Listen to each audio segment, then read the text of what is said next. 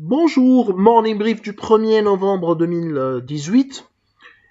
Le MASI termine sur un léger gain, la dernière séance du mois d'octobre, un léger gain de 0,03%, limitant ainsi ses pertes annuelles à moins 11,86% plus précisément.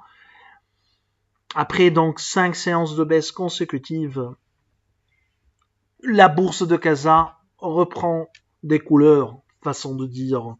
La tendance reste décidément baissière. D'ailleurs, l'indice sur le mois perd 3,67%. Le principal indice de la bourse de Casa a accusé une chute de 16,91% depuis février 2018, c'est-à-dire le début réellement de la tendance baissière. La perte atteint 17,8% par rapport au plus haut de l'année, 13 284 points, 94, enregistré le 9 mars 2018, c'est une perte qui dépasse les 17,8%. Les titres qui ont principalement perdu durant ce mois d'octobre, une perte importante durant ce dernier mois, a signalé surtout les pertes de Disway, bien sûr des immobilières Doha de plus de 11%, d'Adi, de RDS, d'Alliance NIR, quelques banques, notamment Crédit du Maroc, SBM qui perd plus de 10% également durant ce mois d'octobre,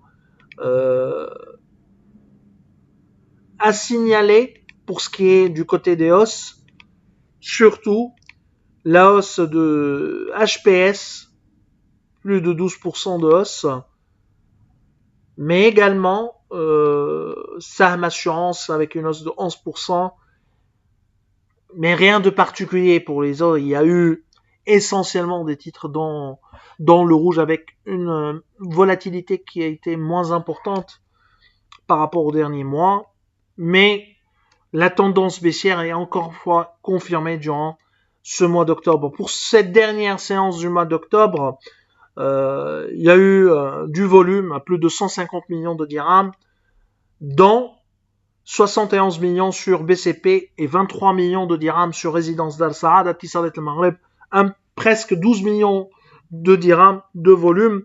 La plus importante hausse de la journée, c'était Wafa Assurance, plus 3,79%, Ciment du Maroc, 3,09%, Lesieur Cristal, 2,33% et Cosumar, 2,27%. Côté baisse, donc Disway qui accuse une perte de 6,44%, Résidence d'Al Saad à 4,88%, l'autre immobilière Doha qui perd 3,98%, Sonacid qui recule de 3,08%. En ce qui concerne l'actualité pour ce matin, le crédit bancaire avec les chiffres qui ont été publiés par BAM affiche une hausse de 0,5% durant ce mois de septembre. Depuis le début de l'année, le crédit bancaire a progressé de 1%, 2,5% en rythme annuel, mais de 1% depuis le 1er janvier 2018 ou depuis le fin de décembre 2017. Durant ce mois de septembre, l'accélération de la demande a essentiellement concerné les comptes débiteurs et crédits de trésorerie et les créances diverses sur la clientèle.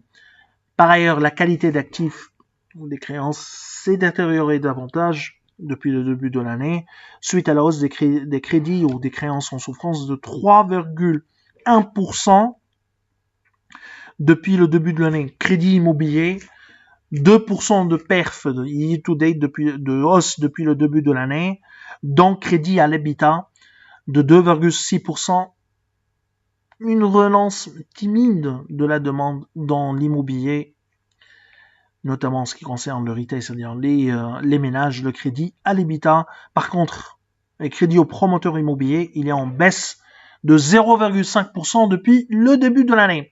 Je vous remercie pour votre attention et je vous donne rendez-vous pour demain. Au revoir, à demain.